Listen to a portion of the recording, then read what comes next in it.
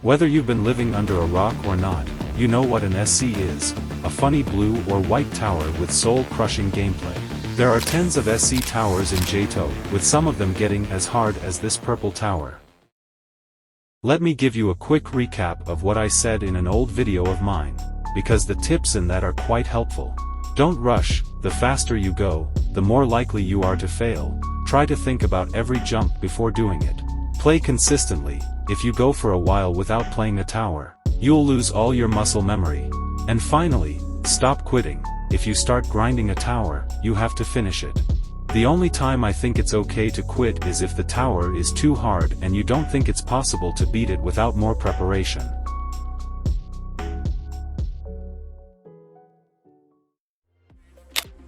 Alright, I know you've heard this many times before, but you can't beat your first SC without practicing. What do I do? How do I practice towers?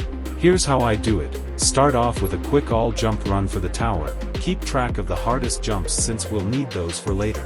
Now you have two options, either start playing the tower in the real game immediately or stay in the practice place and do the hard jumps from earlier. Once you're more confident with the hard jumps in the tower, head over to the real game and start your grind.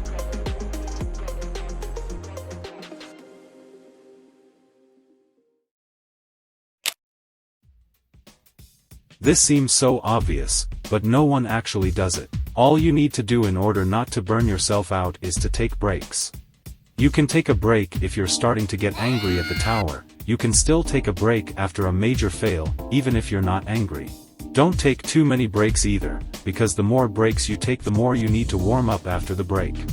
I wouldn't recommend taking a break in the middle of a good run. Like I said before, you'll need to warm up after your break so there's a higher chance for you to fail once you're back. Of course, you can still take a break if you're starting to feel physical pain from the stress.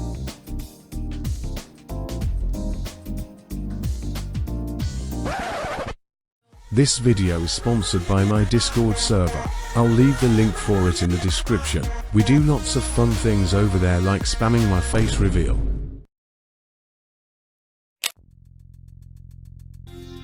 Alright, I've yapped enough about the grinding tips. It's time for tower progression. You don't want to do too many remorseless towers before your first SC, because that's just a waste of time, since you'll gain way more skill if you go straight to your first SC after a few rems. The most beneficial rems to do in my opinion are Tower of True Skill, Tower of Funky Grooves, and Tower of Verdant Entropy, since they all have different gameplay styles that will help you a lot when picking a first SC.